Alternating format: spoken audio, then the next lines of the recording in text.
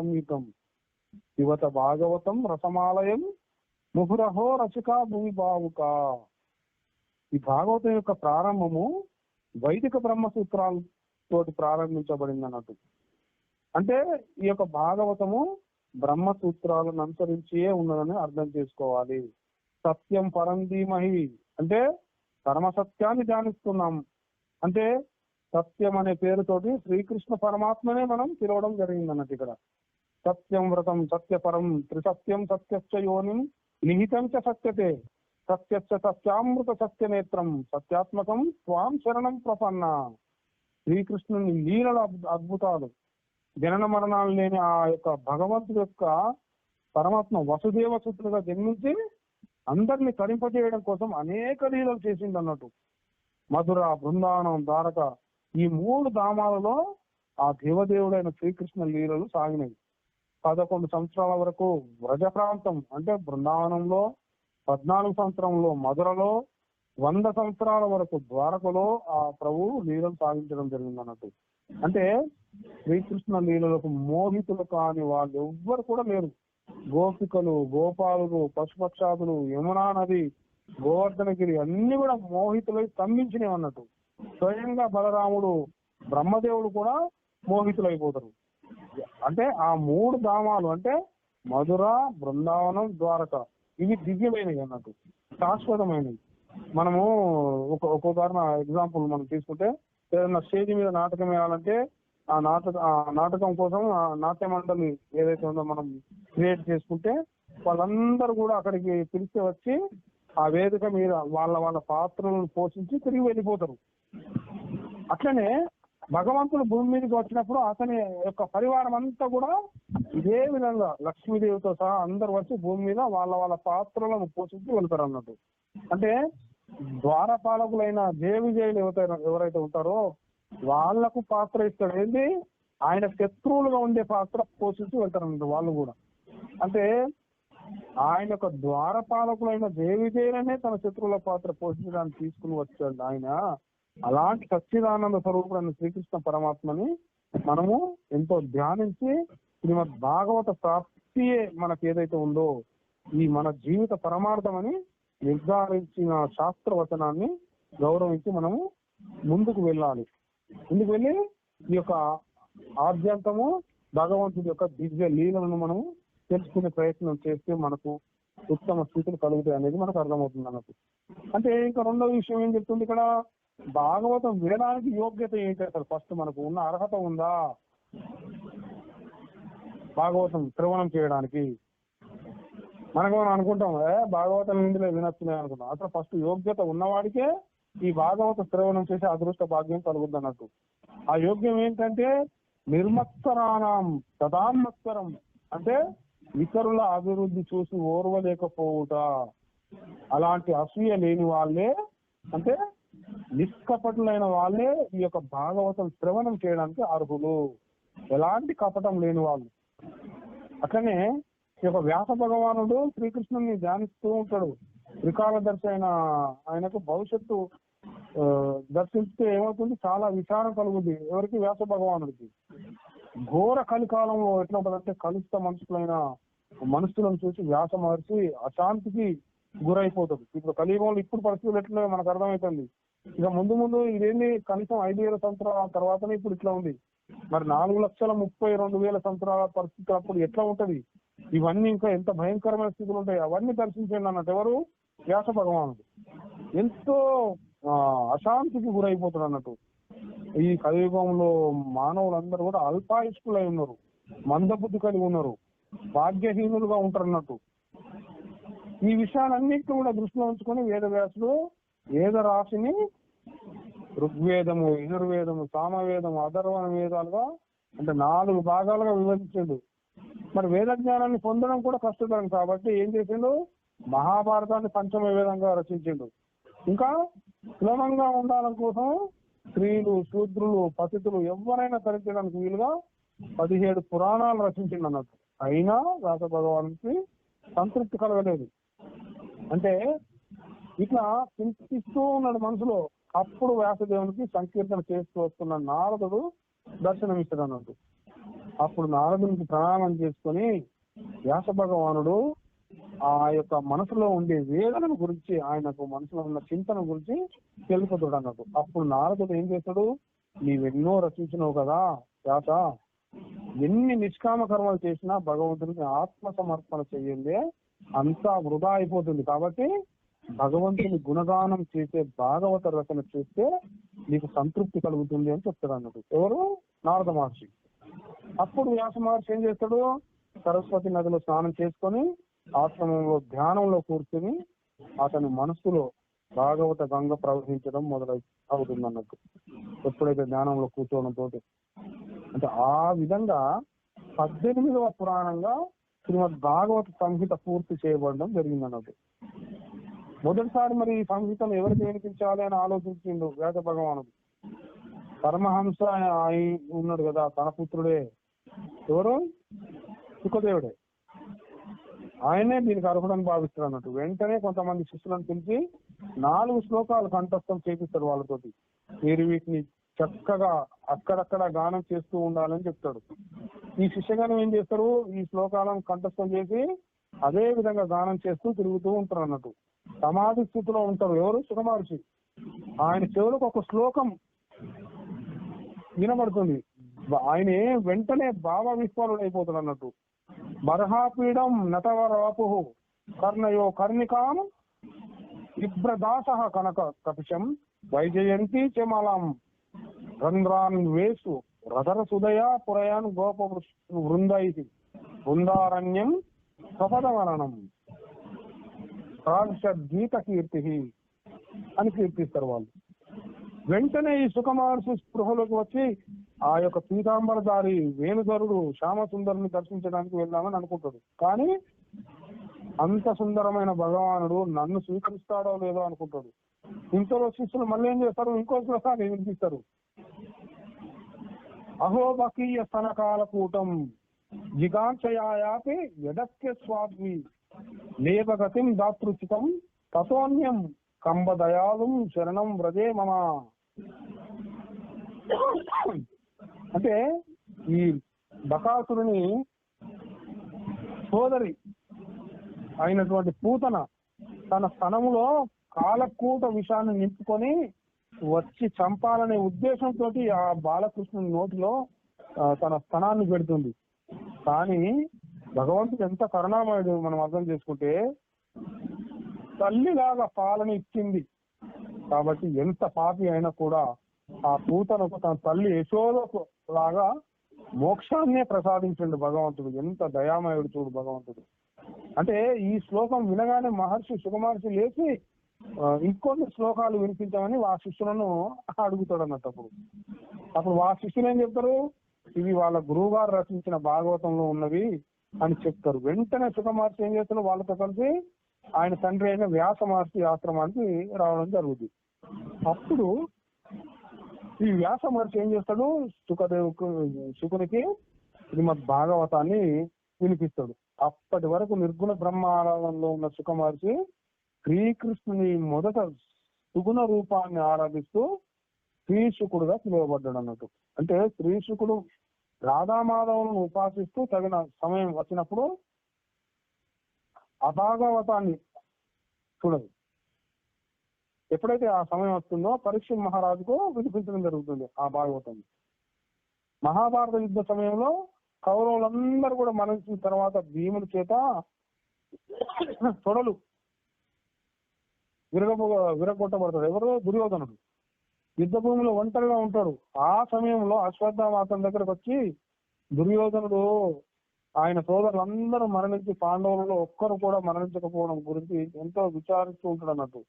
అశ్వత్థామ ఏం చెప్తాడు, నీకు ఇప్పుడే పాండవులను చంపి ఆనందాన్ని కలిగిస్తానని బయలుదేరుతాడు. చక్కగా ఎక్కడికి వెళ్తాడు, రాత్రి సమయంలో పాండవ శిబిరంలోకి వస్తాడు. అప్పుడు శ్రీకృష్ణుడు ఆ పాండవులను అప్పుడే తీసుకొని బయటకు వెళ్తాడు అన్నట్టు వేరే పని మీద. అంటే ఆ శిబిరంలో నిద్రిస్తున్న ద్రౌపది పాండవుల పుత్రులను చూసి, 5గురిని చూసి పాండవులను భ్రమిస్తాడు అన్నట్టు. భ్రమించి వాళ్ళ శిరస్సులను ఖండించి దుర్యోధనుడి వద్దకు తీసుకొని వెళ్ళి చూపిస్తాడు. అప్పుడు దుర్యోధనుడు ద్రౌపది పుత్రులను గుర్తించి, అయ్యో మూర్ఖుడా, ఎంత పని చేసావురా బాబు, వీళ్ళు పాండవ పుత్రులు ఎంత పాపం చేశావు అని అశ్వత్థామను అంటూ దుఃఖిస్తూ మరణిస్తాడు. ఎవరు? ఈ యొక్క దుర్యోధనం.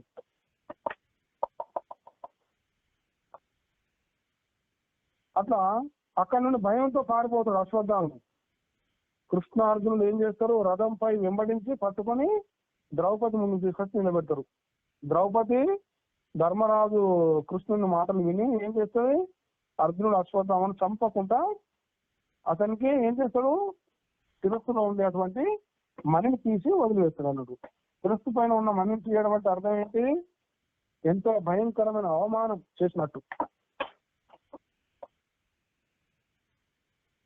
అట్లా కానీ అవమానంతో జ్వలిస్తున్నటువంటి అశ్వత్థామ ఏం చేస్తాడు? అంత అవమానపరిస్తే ఎంతో యుద్ధ విద్యలు తెలుసు. ఎందుకైనా ఆయన యొక్క తండ్రే గురువు కదా వీళ్ళందరికీ. ఆ పాండవుల వంశాన్ని అంతం చేయాలనే సంకల్పంతో బ్రహ్మాస్త్రాన్ని ప్రయోగిస్తాడు. అప్పుడు శ్రీకృష్ణ భగవానుడు ద్వారకకు బయలుదేరుతాడు. ఇంతలో ఏం జరుగుద్ది? ఒక బాల వితంతు అరుస్తూ ఏడుస్తూ కృష్ణుని పాదాల మీద వచ్చి పడుతున్నట్టు. ఆ భగవంతుని దీనంగా వేడుకుంటూ పాహి పాహి మహాయోగి దేవదేవ జగత్పతే నాణ్యం సదభయం పశ్యే యత్ర మృత్యు పరస్పరం అని దీనంగా భగవంతుని అర్థిస్తూ ఉంటారు అన్నట్టు. ఆమె అంటే ఆమె ఎవరైనా చూస్తే ఆమె ఉత్తర అభిమన్యుని భార్య అన్నట్టు. ఆమె గర్భిణీ స్త్రీగా ఉన్నదన్నట్టు. ఆ గర్భస్థ శిశువును బ్రహ్మాస్త్రం నుండి కాపాడి కురువంశాన్ని నిలబెట్టవలసిందిగా ప్రార్థిస్తుంది ఆమె. ఆమెకు అభయం ఇచ్చి భగవంతుడు ఎవరు? శరణాగత వత్సలుడు శ్రీకృష్ణ భగవంతుడు ఒక్కసారి అంగుష్ట మాత్రంగా తయారైపోతాడు. చిన్నగా ఒక బొటన వేలు ఎంత ఉంటుందో అంత తయారైపోతాడు సైజులో. వెంటనే అట్లా తయారై ఉత్తర గర్భంలోకి ప్రవేశిస్తాడు. బ్రహ్మాస్త్రాన్ని నియంత్రిస్తాడు అక్కడ భగవంతుడు.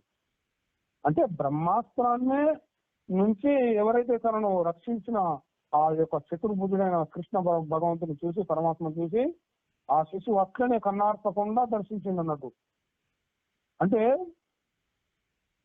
ప్రహ్లాదుడు, ధ్రువుడు ఇలాంటి భక్తులను గర్భం దాల్చిన వాళ్ళు సాక్షాత్తు పరమాత్మను గర్భం దాల్చిన వాళ్ళు కూడా ఉన్నారు. అంటే ఇక్కడ అర్థం చేసుకోవాల్సిన విషయం ఏంటంటే మహాభక్తులైనటువంటి ప్రహ్లాదుని గర్భంలో ధరించిన స్త్రీమూర్తులు ఉన్నారు, ధ్రువుని గర్భంలో దాల్చిన స్త్రీమూర్తులు ఉన్నారు, మహాభక్తులను గర్భంలో దాల్చిన స్త్రీమూర్తులు ఉన్నారు, సాక్షాత్తు భగవంతుని కూడా గర్భంలో దాల్చిన వాళ్ళు కూడా ఉన్నారు. కానీ ఒకేసారి భగవంతుణ్ణి భక్తుల్ని ఇద్దరిని గర్భంలో దాల్చింది ఎవరు?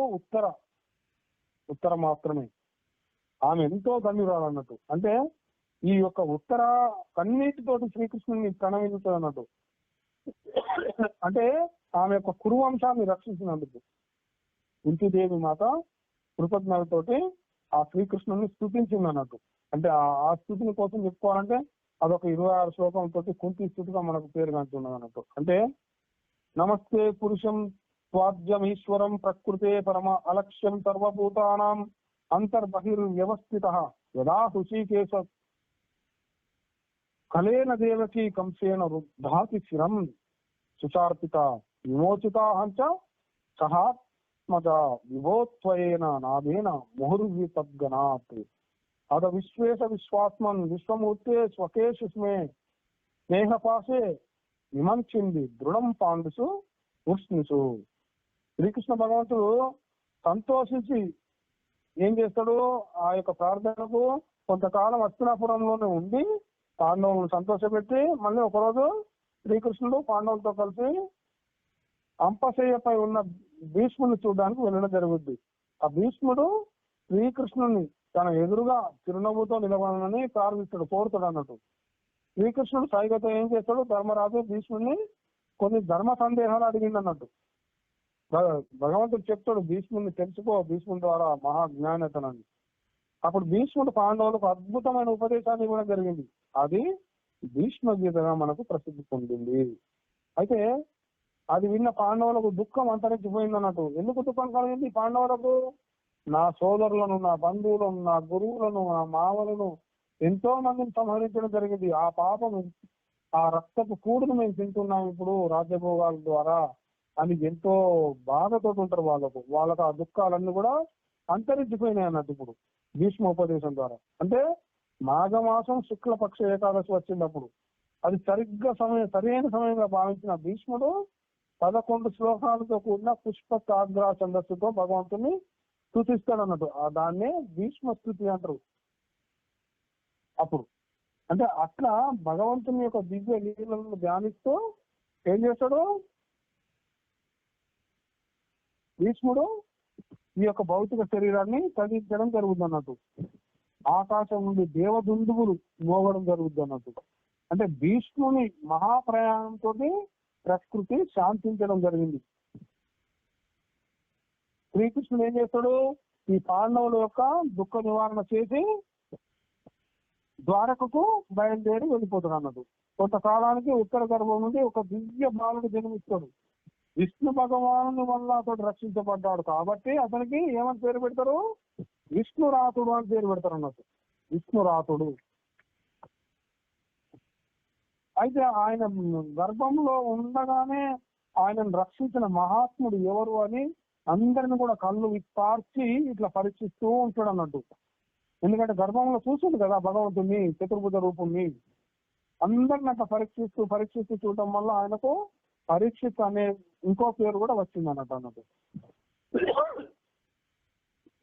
అంటే ఈ పరీక్షిత్తు యోగ్యుడైన తర్వాత ఆయనకు రాజ్యభారాన్ని అప్పగించి పాండవులు హిమాలయాల వైపుకు ప్రయాణించి పరంధామాన్ని చేరుకోవడం జరిగింది అన్నట్టు. అంటే మహారాజు పరీక్షిత్తు ఆయన యొక్క తండ్రి తాతల వలె ధర్మాత్ముడైపోయి చక్కగా పరిపాలన చేస్తూ ఉన్నాడు.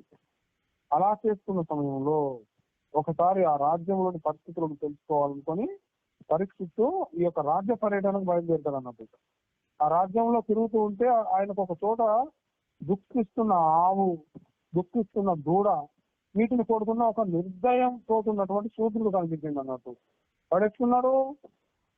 మలిన వస్త్రాలు వేసుకున్నాడు, మళ్ళీ కిరీటాన్ని ధరించుకున్నాడు వాడు. ఆ యొక్క దూడకి ఏమైంది? 3 కాళ్ళు విరిగిపోయి ఉన్నాయి, ఒంటి కాలుపై నిలిచి ఉన్నది. అది చూసి పరీక్షిత్ ఏం చేస్తాడు? మహారాజు కత్తి దూసి ఆ దుఃఖిని వద్దకు వెళ్తాడు అన్నట్టు. వెళ్ళి ఆ ఆవుకు నమస్కరించి, అమ్మా భయపడకు, శ్రీకృష్ణ పరమాత్మ ఆయన ధామానికి వెళ్ళినా కూడా ఈ పరీక్షిత్తు ఇంకా బతికే ఉన్నాడమ్మా, పరీక్షిత్తును ఆయన చెప్తాడు అన్నట్టు. ఎవరికి? ఆ గోమాతకు. అప్పుడు పరీక్షిత్తును చూసినటువంటి ఆ యొక్క దుష్టుడు భయపడి ఆయన కిరీటాన్ని పరీక్షిత్ పాదాల వద్ద ఉంచి శరణు వేడుకుంటాడు. ఎవరు? కలిపురుషుడు. అప్పుడు శరణు వేడినప్పుడు శరణాగత వస్త్రంలో ఉంటాడు కదా రాజు. అప్పుడు ఆయన శరణాగతి పొందినందుకు పరీక్షితుడు కత్తిని ఒరలో పెట్టేసుకుంటాడు. ఆయన కత్తిని గోమాతను అడుగుతాడు, అమ్మా నీవెవరు అని అడుగుతాడు. అంటే గోమాత ఏం చెప్తుంది? భూదేవి అని చెప్తుంది. నేను భూదేవిని, ఈ దూడ ధర్మదేవత అని చెప్తుంది అన్నట్టు. అంటే ఆ దుష్టుడు ఏం చెప్పుకుంటాడు? తనకు తాను నేను కలిపురుషుణ్ణి అని పరిచయం చేసుకుంటాడు. పరీక్షిత్ ఏం చేస్తాడు? ఆ యొక్క కలిని, నీలోని దోషాలు, గుణాలు చెప్పమని అడుగుతాడు అన్నట్టు. అప్పుడు కలిపురుషుడు, నాలో చెప్పలేనని దోషాలు ఎన్నో ఉన్నాయి, మంచి గుణం ఒకటి ఉన్నది అని చెప్తాడు అన్నట్టు. ఏంటి ఆ మంచి గుణం ఈ కలియుగంలో? ఆ కలిపురుషుడు చెప్తున్నాడు, యత్ ఫలం నాస్తి తపస నా యోగేన సమాధినాం తత్ఫలం లభతే సమ్యక్ కలో కేశవ కీర్తనం అని చెప్తున్నాడు. అంటే పరీక్షిత్ చాలా సంతోషిస్తాడు అన్నట్టు. అంటే మిగతా యుగాలలో ఎంత కష్టపడినా సరే సాధ్యం కానిది కలియుగంలో కేవలం శ్రీహరి కీర్తనం వలన లభిస్తుంది.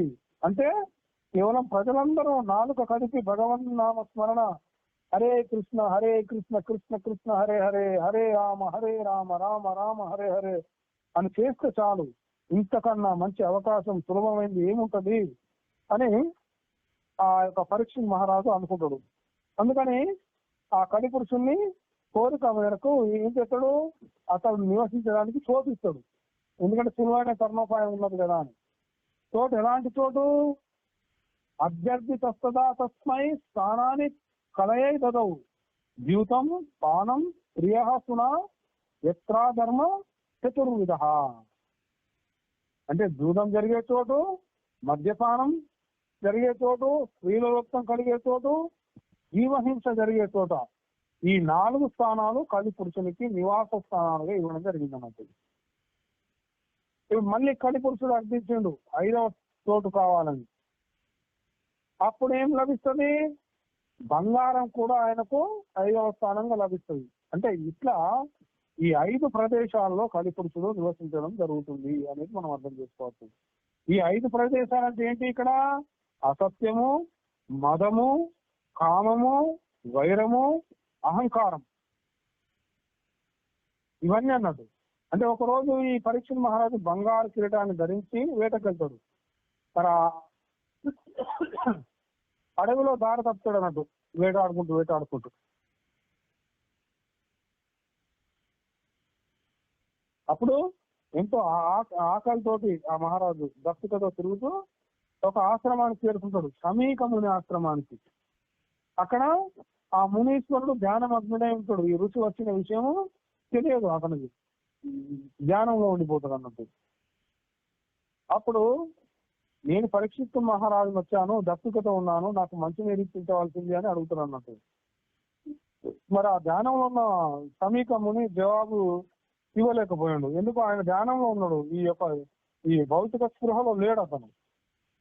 అట్లా జవాబు ఇవ్వకపోవడం వల్ల మహారాజు ఆయన నేనే స్వయంగా వచ్చి మంచినీళ్ళు అడిగితే ఈయన కన్నులు కూడా మూసుకుని నటిస్తున్నాడా ఏంటనే అహంకారంతో అక్కడ కొంత దూరంలోనే ఒక పాము చచ్చిపడి ఉంటుంది అన్నట్టు. ఆ పామును బాణపు కొనతోటి తీసుకొచ్చి ఈ యొక్క సమీక మహర్షి మెడలో వేస్తాడు అన్నట్టు. ఇక వేసే పరీక్ష మహారాజు అక్కడ నుండి వెళ్ళిపోతాడు అన్నట్టు. తర్వాత ఆ సమీకుడు పుత్రుడు ఎవరు వస్తారు? శృంగి అక్కడికి వస్తాడు.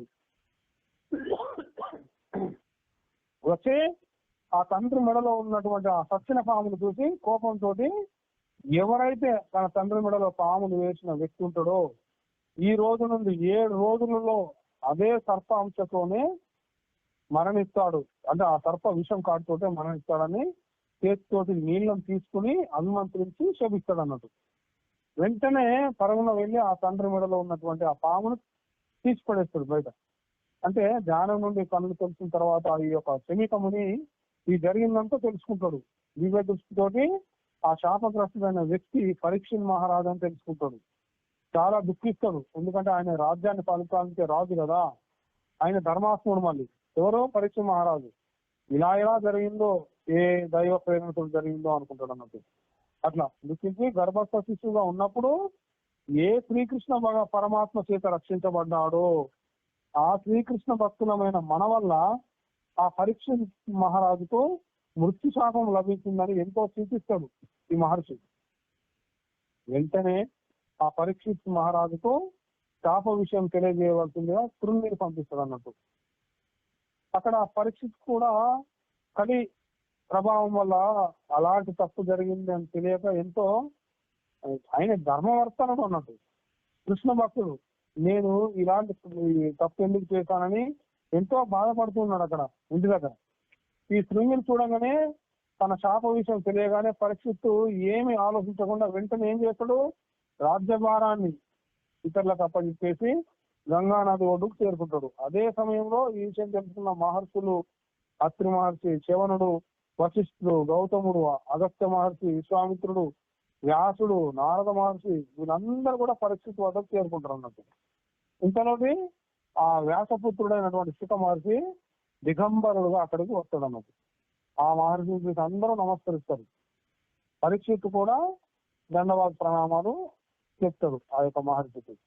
అంటే పరమహంస నామస్మరణం చేతనే మానవుల సర్వ పాపాలు అరుస్తాయి కదా, అలాంటి పరమహంస దర్శనం యొక్క మహత్యము ఇక చెప్పడానికి వీలే కాదన్నట్టు.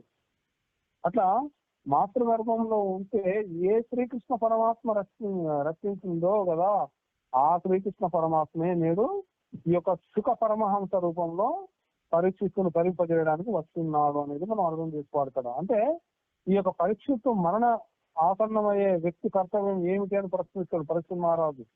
మరణం ఆసన్నమైన వ్యక్తి కర్తవ్యం ఏమిటి? ప్రశ్న ఇది. అంటే ఈ ప్రశ్న మానవ జాతి తరఫున అడిగింది అన్నట్టు ఇక్కడ. అంటే ఆయన ఒక్కని కోసమే కాదు, అయితే నేను 7 రోజులలో మరణించబోతున్నాను, నన్ను ఏ విధంగానైనా రక్షించండి అని అడగాల్సి వచ్చింది. ఎప్పుడు?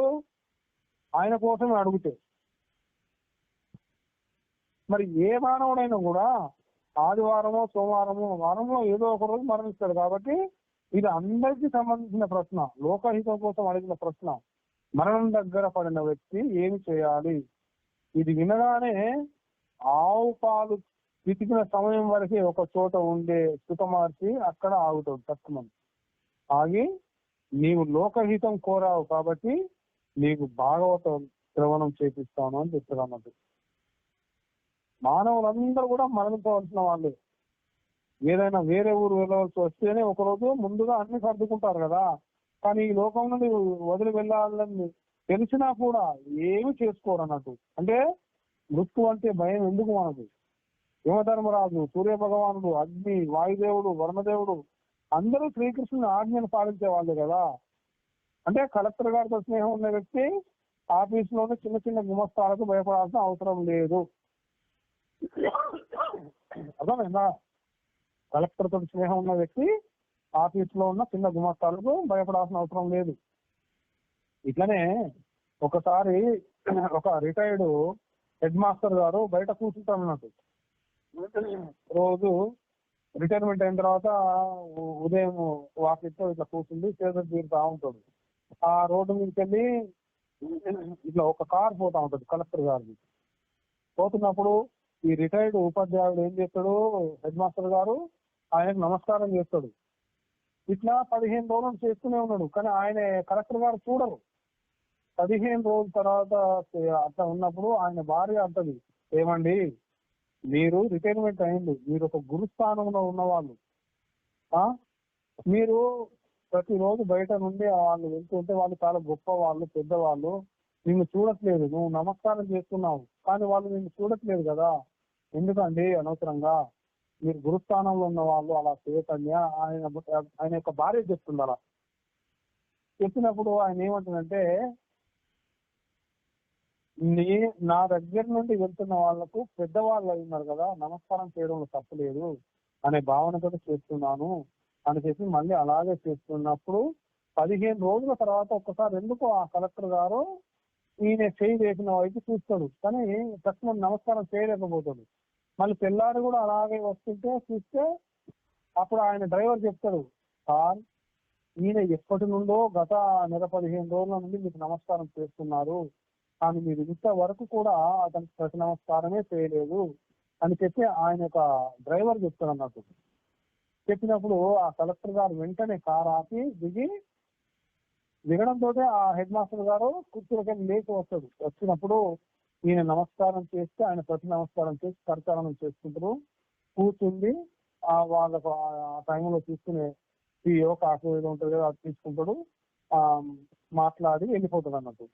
అట్లా ఇంకా ప్రతిరోజు వెళ్తున్నప్పుడు ఈయన నమస్కారం చేయడము, ఆ కలెక్టర్ గారు ప్రతి నమస్కారం చేయడము, ఒక్కొక్కసారి వీలున్నప్పుడు ఆగడము.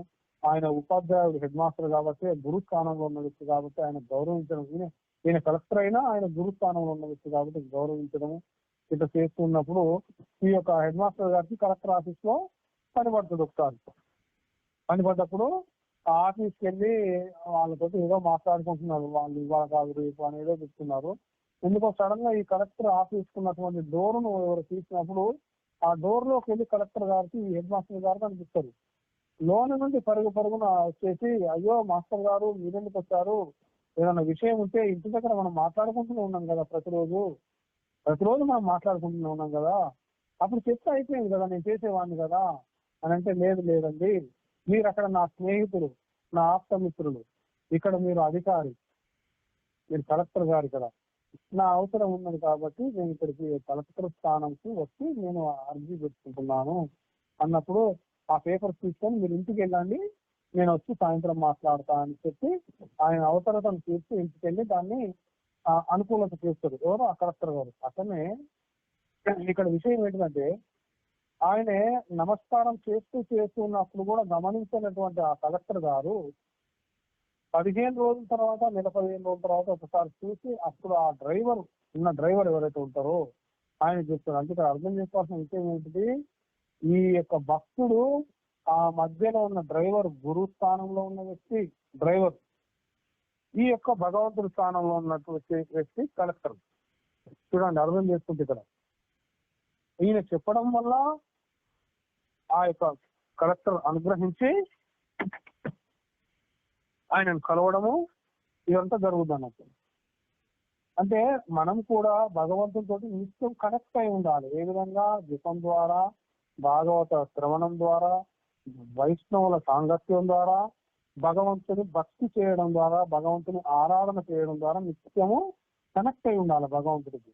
మనం నిత్యం భగవంతుని కనెక్ట్ కాకపోతే ఆయన కూడా కలెక్టర్ చూడకుండా ఎలాగ వెళ్ళిపోయాడో భగవంతుడు కూడా అలాగే వెళ్ళిపోతాడు. కలెక్టర్ చూడనంత మాత్రాన ఆ కలెక్టర్ గా ఉన్నటువంటి ఆ ప్రదేశంలో ఏవైతే ఆజ్ఞలు జరుగుతాయో అందరికి సమానంగానే అందుతాయి.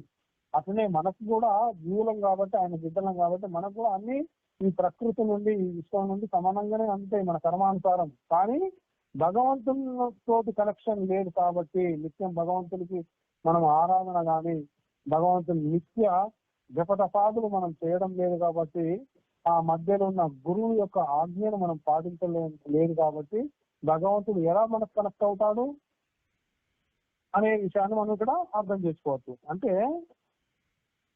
మనము ఎటన్నా ఊరు వెళ్ళాల్సి వస్తే ముందుగానే అన్ని సర్దుకుంటాం, కానీ ఈ లోకం వదిలి వెళ్ళాలని తెలిసినా కానీ ఏం చేసుకోం మనం. అంటే ఈ లోకాన్ని వదిలి వెళ్ళాలంటే భగవద్ధామానికి వెళ్ళాలి మనం అసలు. కానీ అట్లా వెళ్ళకుండా ఈ యొక్క పశుపక్షాదుల లెక్కనే మనం ఉన్నప్పుడు మనము మళ్ళీ పునరపజననం పునరపమరణం అనే స్థితిలోనే పడిపోతా ఉన్నాం, జన్మ మరణ చక్ర పరిభ్రమణంలో. అంటే మృత్యు అంటే ఎందుకు భయము? ఇక్కడ వీళ్ళందరూ కూడా ఉన్నారు కదా, యమధర్మరాజు, సూర్య భగవానుడు, వాయుదేవుడు, వర్ణదేవుడు, అగ్ని, వీళ్ళందరూ ఆయన ఆజ్ఞను పాలించుకోలే. కృష్ణుల్ని శరణాగతికుంటే వీళ్ళందరూ ఆయన కింద ఉన్న వాళ్ళే కాబట్టి మనం భయపడాల్సిన అవసరమే లేదు అసలు. ఎందుకు? ఒక్కరోజు కూడా విద్యుత్ లేకపోతే అల్లాడిపోయే ప్రజలు ఎవరైతే ఉన్నారో సూర్య భగవానునికి కృతజ్ఞతతో దోష నీళ్లు కూడా అర్ఘ్యం ఇవ్వరు మనం గమనిస్తే. ఎందుకు? ఆయన వెలుగు కరెంట్ లేకుండానే వెలుగును ప్రసాదిస్తున్నాడు ఈ లోకానికి. అలాంటి సహజంగా వచ్చే ఆ దినకరునికి మనం కృతజ్ఞతతో కూడా కనీసం నీళ్లు అర్ఘ్యం ఇవ్వలేని స్థితిలో ఉన్నాం అన్నట్టు మనం. అంటే ఇది చాలా కష్టంగా భావిస్తారు చాలా మంది. అలా కాదు. అంటే ప్రకృతి శక్తులకు మనం ఎప్పుడు కూడా కృతజ్ఞులమై ఉండాలన్నట్టు. అన్నిటికీ యజమాని అయినటువంటి శ్రీకృష్ణునితోటి సంబంధం కలిగి ఉండాలి మనం. అంటే 3 పనులు ముఖ్యంగా చేయాలి. అది మన ఏంటి? శ్రవణం, కీర్తనం, స్మరణం. భగవంతుని లీలలను వినాలి, భగవంతుని మహిమలను ఇతరులకు చెప్పాలి. మనం కళ్ళు మూసుకొని భగవంతుని యొక్క అంటే శ్రీకృష్ణుని యొక్క లీలలను మనం గుర్తు తెచ్చుకోవాలి. తస్మాత్ భారత సర్వాత్మ భగవాన్ ఈశ్వరో హరి శ్రోతవ్య కీర్తి కవ్యశ్చ స్మరత దీక్షితాభయ.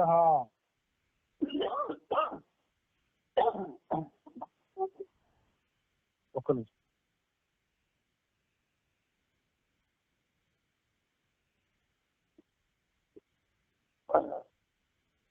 అంటే ఇట్లా భగవంతునిపై మనం ప్రేమను పెంచుకోవాలి. అంటే అట్లా చెప్పడం వల్ల ఎవరు చెప్పిండు? సుఖదేవత అని చెప్పిండు. అప్పుడు పరీక్ష మహారాజు ఏమంటాడు?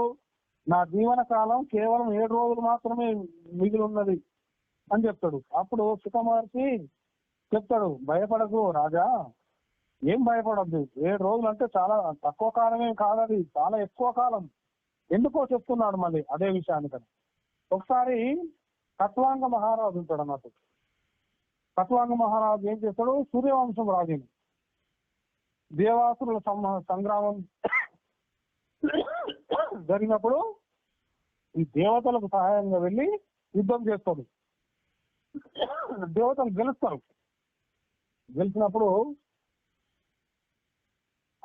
నీకు ఏం వరం కావాలి కోరుకో అని అడుగుతారు అన్నట్టు. వాళ్ళు ప్రసన్నులైపోయి అప్పుడు కృష్ణుడు ఏం చెప్తాడు? ఏం కోరుకోకుండా అసలు నా ఆయన ఎంత మిగిలింది అని అడుగుతున్నాడు అన్నట్టు. అప్పుడు దేవతలు ఒక ముహూర్త కాలం మాత్రమే నీ ఆయువు ఉంది రాజా అని చెప్తారు. వెంటనే కట్వాంగుడు ఏమి ఆలోచించకుండా దేవతలకు చెప్తాడు, నన్ను తక్షణమే గంగా నది ఒడ్డుకు చేర్చండి అని కోరుకుంటాడు అన్నట్టు. ఆ విమానంలో దేవతల యొక్క విమానంలో గంగా నది ఒడ్డుకు చేర్చి అక్కడ చేరిన తర్వాత కట్వాంగుడు ఏం చేస్తాడు, ఆ ముహూర్త కాలం లోపలే జ్ఞానమగ్నుడైపోతాడు, శ్రీకృష్ణ పరమాత్మను చేరుకుంటాడు అన్నట్టు, కేవలం ఒక ముహూర్త కాలంలోనే. అంటే కట్వాంగో తామ రాజర్షి జ్ఞాస్వే యుక్త మిహాయుష ముహూర్తాత్సర్వ మృత్యుజ గతివాన్ అభయం హరిం.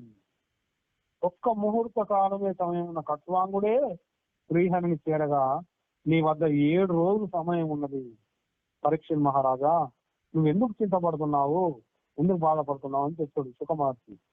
పరీక్ష మహారాజు మరి భజన ఏ విధంగా చేయాలి, ధ్యానం చేయటం ఎలా అని ప్రశ్నిస్తాడు. సుఖమహర్షి ఏం చెప్తాడు, సాధకుడు ముఖ్యంగా 4 విషయాలు జ్ఞాపకం ఉంచుకోవాలని చెప్తాడు. జితాసనో జితాశ్వాసో జితసంగో జితేంద్రియ స్థూలే భగవతో రూపే మనః సందర యోధ్య అని చెప్తున్నాడు. అంటే మొదట ఏం చేయాలి, ఆసన సిద్ధి ఉండాలి జీవుడికి. అంటే కదలకుండా ఎక్కువసేపు ఒక ఆసనంలో కూర్చోగలను అభ్యసించాలి ఫస్ట్. రెండోది ప్రాణాయామం ద్వారా శ్వాసపై నియంత్రణ సాధించాలని చెప్తాడు. ఎందుకు, శ్వాసపై నియంత్రణ ఉంటే మనస్సుపై నియంత్రణ ఉంటుంది. మూడోది ఏం చెప్పిండు, దుష్ట సాంగత్యం లేకుండా సత్సంగం కలిగి ఉండాలని చెప్తాడు. పచ్చి కొబ్బరి ఏం చేస్తుంది, చిప్పని అంటుకునే ఉంటది. మరి అదే ఎండిన తర్వాత ఏమవుతుంది, అది కురుడిగా మారిపోయి ఆ చిప్ప నుండి విడిపడుతుంది. అట్లనే సత్సంగము కలిగి ఉన్న వాళ్ళు ఈ యొక్క భౌతిక జగత్తుకు అతుక్కొని ఉండరు అన్నట్టు అసలే సత్సంగాన్ని కలిగి ఉన్న వాళ్ళు. ఎందుకు, ఇక 4వది చెప్తాడు, జితేంద్రియుడుగా ఉండడం. అంటే 5 కర్మేంద్రియాలు, 5 జ్ఞానేంద్రియాలు, మొత్తం 10. ఇవి గుర్రాలతో సమానం. వీటి కళ్యం వేసి అదుపులో ఉంచకపోతే ఏమవుతుంది, మన జీవిత రథాన్ని ఏ గోతిలోనూ పడేస్తాయి ఇవన్నీ కూడా. అందుకే ఈ ఇంద్రియాలను అదుపులో ఉంచి వాటి కళ్యాలను ఏవైతే ఉంటాయో కళ్యం శ్రీకృష్ణుని చేతిలో పెట్టడం మంచిది. అంటే మనస్సు శ్రీకృష్ణుని పాదపద్మముల మీద ఉంచితే ఇంద్రియ నిగ్రహం అదే సిద్ధిస్తుంది అనేది మనం అర్థం చేసుకోవచ్చు. అంటే భగవంతుడు మనకు స్థూల సూక్ష్మ రూపాలలో కనిపిస్తాడు. ఒకటి ప్రపంచంలో మనలను ఆకర్షించే ఏ వస్తువైనా సరే శ్రీకృష్ణుని చిరునవ్వుగా మనం భావించాలి. ఆయన మందహాసం చేస్తే మోహితులు కాని వారు అసలు ఎవరున్నారు ఈ సకల చరాచర జగత్తులో. ఇది స్థూల రూపం. అంటే మనలో ఆత్మగా ఉన్నది సూక్ష్మ రూపం అని చెప్తాడు సుఖమహర్షి. అప్పుడు పరీక్షిత్తు మోక్షం ఎన్ని విధాలు అని ప్రశ్నిస్తాడు మళ్ళీ. అప్పుడు సుఖమహర్షి 2 విధాలని చెప్తాడు. మళ్ళా ఒకటేంటిది సద్యోముక్తి, రెండవది క్రమముక్తి. సద్యోముక్తి అంటే కొంతమంది ఏమి కోరకుండా బ్రహ్మను మాత్రమే కోరి బ్రహ్మలోకం చేరుకుంటారు, ఇది సద్యోముక్తి. మరి కొందరు ఏం చేస్తారు, స్వర్గం చేరుకొని స్వర్గలోకం తర్వాత మహర్లోకం, తపోలోకం, సత్యలోకం, ఈ విధంగా చివరకు యొక్క పరమాత్మను చేరుకుంటారు అన్నట్టు. ఇది క్రమముక్తి అంటారు. మరి పరీక్షిత్తు ఏ కోరిక కోసం ఎవరిని ప్రార్థించాలని మళ్ళీ అడుగుతాడు.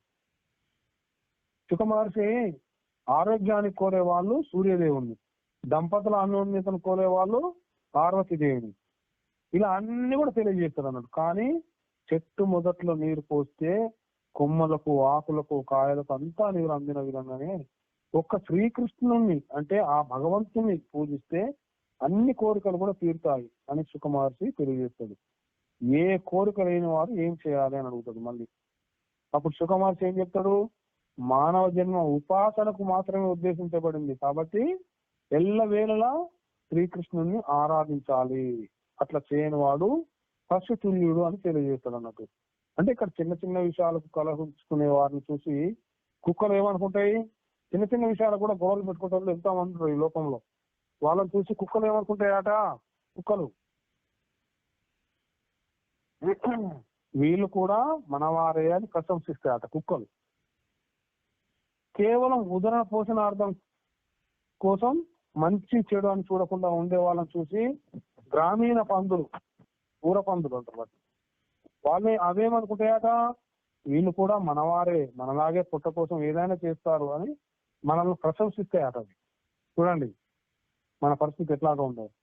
చిన్న ప్రశంసలకి పొంగిపోతూ చిన్న మంచి పని చేసిన గర్వంగా అహంకారంతో తలెత్తుకొని తిరిగే వాళ్ళని చూసి ఒంటెలు కూడా అనుకుంటాయట, వీళ్ళు కూడా మన వాళ్ళే అని పొంగిపోతాయట అన్నట్టు.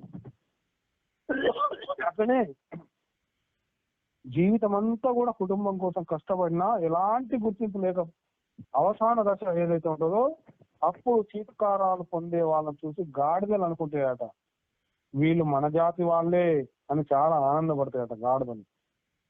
మరి ఈ రకంగా కృష్ణ కథ వినని వాళ్ళ చెవులో రంధ్రాలు మాత్రమే, అవి చెవులు కాదని చెప్తుంది శాస్త్రం.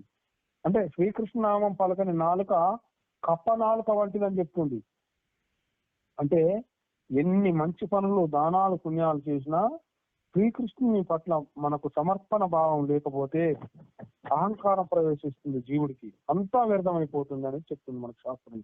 కాబట్టి శ్రీకృష్ణుని పట్ల మనకు సమర్పణ భావం, సర్వం కృష్ణార్పణమస్తు, ప్రతి కర్మ కూడా దివ్య కర్మలు చేసుకుంటూ, దైవిక కర్మలు చేసుకుంటూ, సత్కర్మలు చేసుకుంటూ అన్ని కూడా సమస్తం కృష్ణార్పణమస్తు అనే భావనతోటి శరణాగతి పొందడం ముఖ్యం. మనం ఎన్ని విద్యుత్ పరికరాలు అమర్చుకున్నా కూడా పవర్ కట్ అయిపోతే అన్ని వ్యర్థమే. అట్లనే మనకు అహంకారం వస్తే భగవంతుడు ఆ పవర్ ను కట్ చేసి చూపిస్తాడు అన్నట్టు మనకు. అప్పుడు మన దగ్గర ఎన్ని కూడా అన్ని వ్యర్థమే అయిపోతాయి అన్నట్టు. అంటే హనుమంతుని చూసి శరణాగతి నిరహంకారం మనం నేర్చుకోవాలి. ఎట్లా? హనుమంతుడు లంకా దహనం చేసి వచ్చిన తర్వాత సీతను చూసి వచ్చినందుకు రాముడు చాలా పొగుడుతాడు అన్నట్టు. అప్పుడు ఆంజనేయుడు ఏమంటాడు, స్వామి నేను సముద్రం నౌకలోనే వెళ్ళాను, నేను నలుదిక్కులకు వెళ్ళిన వానరులకు ఎవరికి ఇవ్వకుండా మీ ముద్రిక నాకే ఇచ్చినప్పుడు మీరు నా చేతనే ఈ పని చేయించాలని అనుకుంటున్నారని అర్థమైంది స్వామి నాకు, అందుకని నేను నౌకలోనే వెళ్ళాను. ఎలాంటి నౌకలో వెళ్ళాను అని చెప్తున్నాడు, మీ నామజపం అనే నౌకలోనే వెళ్ళాను స్వామి నేను, మీరు కూడా నన్ను పొగిడితే నేనేమైపోను తండ్రి అని ఆంజనేయుడు శ్రీరాముని ప్రార్థిస్తాడు. మీరు ఇచ్చిన ముద్రిక ఏదైతే ఉందో దాంతో అక్కడికి వెళ్ళాను, అక్కడ సీతామాత ఇచ్చిన చూడామణితో ఇక్కడికి వచ్చాను, మీరు ఇచ్చిన ముద్రిక ఉంటే నేను అక్కడికి వెళ్ళగలిగాను, సీతామాత ఇచ్చిన చూడామణి ఉంటే నేను ఇక్కడికి రాగలిగాను. మరి లంకా దహనం చేశావు కదా అని అడిగితే నేను ఎక్కడ చేశాను స్వామి, రాక్షసులే నా తోకకు ఏం చేసిండు, నూనె గుడ్డలు చుట్టి నిప్పంటించు. ఒక కోతికి తోకకు నిప్పంటిస్తే ఏం చేస్తుంది, అటు ఇటు ఎగురకుండా ఉంటాడు స్వామి, రాక్షసులు వాళ్ళకు వీళ్ళకు వాళ్ళే నిప్పంటించుకున్నారు అని చెప్పిండు. అంటే అన్ని చేయించేది మీరేగా తండ్రి, నేను కేవలం ప్రాణరక్షణ కోసం పరిగెత్తానంతే అని చెప్తాడు అన్నట్టు అక్కడ. అంటే ఎంత గొప్ప పనులు చేసేవాళ్ళు చేసినా కూడా చేసేవాడు చేయించేవాడు రామచంద్రుడే అని నమ్మిన వాడు హనుమంతుడు. ఇక్కడ నిరహంకారానికి శరణాగతికి హనుమంతుడే నియమెత్తు ఉదాహరణ అనేది మనకు అర్థమవుతుంది. అంటే ఎన్ని గొప్ప సాధనలున్నా భగవంతుడే చేయిస్తున్నాడు అనుకుంటే వాటి శక్తి పదింతలు అవుతుంది అని మనకు సుఖమహర్షి ఈ పరీక్షిత్తుకు తెలియజేస్తాడు అన్నట్టు. అలాంటి ఆదర్శ భక్తుడైనటువంటి శ్రీరామ బంటు హనుమంతుడికి కోటి కోటి నమస్కారాలు. ఈ రోజు 2వ రోజు భాగవత సప్తాహం ఇప్పటివరకు. ఎవరికైనా ఏమైనా సందేహాలు ఉన్నాయా? హరే కృష్ణ. హరే కృష్ణ. దండవత్ ప్రణామం ప్రభు. బయటికి రండి. దండవత్ ప్రణామం. ఎవరికైనా ఏమైనా సందేహాలు ఉన్నాయా ప్రభు?